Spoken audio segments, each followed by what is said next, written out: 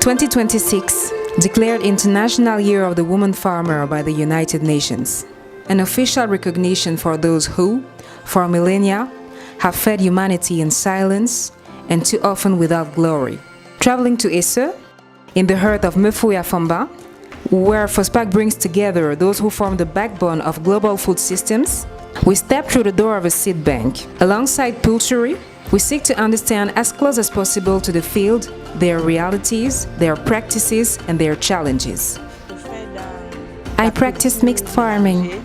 In the fields, we plant everything: plantain, cassava, peanuts, macabo, vegetables. So we do intercropping. You harvest the peanuts first. After 6 months, the peanuts are gone.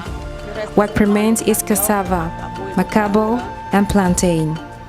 Like many rural women, poultry practices polyculture, a smart technique passed down through generations.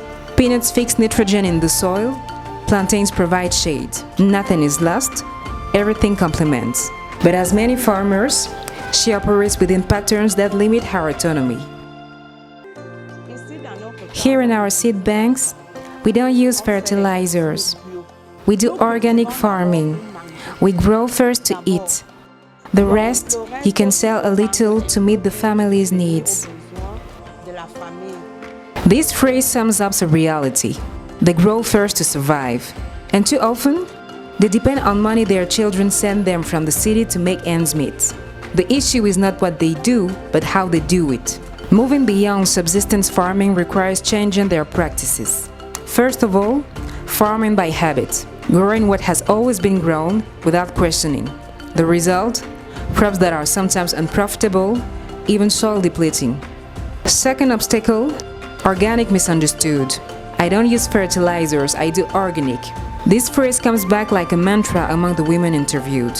Distrust of chemicals has led many of them to reject fertilizing altogether, even natural methods. Some few techniques are applied at planting or when pest appears, but that is still far too little. Without regular fertilization, no living soil. Without living soil, no abundant harvest. Without abundant harvest, no significant income. Third obstacle, growing first to eat. It is legitimate but insufficient. Because without market-oriented production, it is impossible to move beyond subsistence farming. Helping these women break free from these limiting patterns requires a clear, progressive, and structured path. First, produce better. Polyculture is an asset.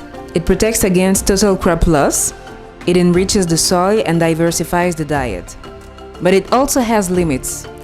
It makes mechanization difficult, which perpetuates the drudgery of tasks and does not always allow for the yields needed to sell. To optimize it, they have to find a balanced mix between diversified food plots and plots dedicated to cash crops. They should also replace the hoe and the daba with push seeders and wheel hoes. And above all, they really need to systematize natural fertilization practices throughout the entire growing cycle. Today, with peanut that fit in a 5-liter bucket, poultry harvests about 30 kilograms of peanuts, a respectable yield, but one that could be multiplied with better nourished soil. It is precisely to address this challenge that researchers are working alongside with women in the field. Polyculture and agroecology hand in hand, this is the essence of the partnership between RADD and CRAPAC within the framework of the Radius program.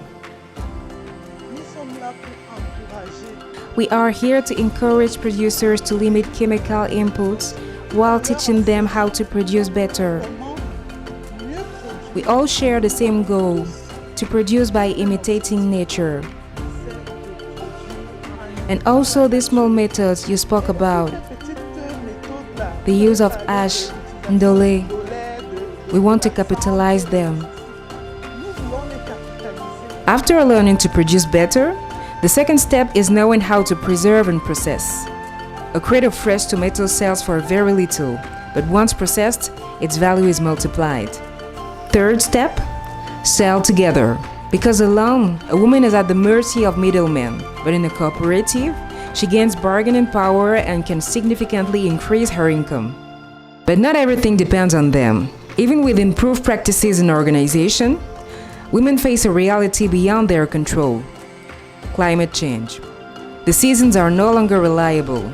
Rains come too early or too late. Droughts are lengthening. Floods devastate fields. Added to this imposed context are structural barriers. First among them, access to land. Because land is generally passed down through inheritance, and women are largely forgotten when it comes to succession issues. Less than 15% of rural women own the land they cultivate. Add to that land grabbing by large industries, and they often find themselves on teeny plots. This obstacle cannot be overcome by them alone. Another structural barrier, the legal framework. In Cameroon and across sub-Saharan Africa, more than 80% of planted seeds comes from farmer-managed systems.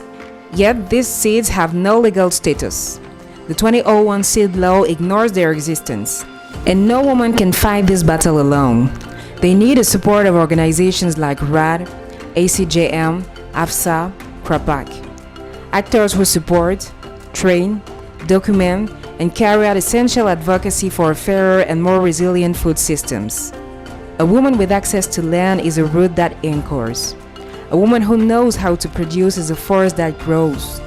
A woman who sells and earns is a whole community that moves forward. The International Year of the Women Farmer will last only 12 months, but what it brings to light must last far beyond.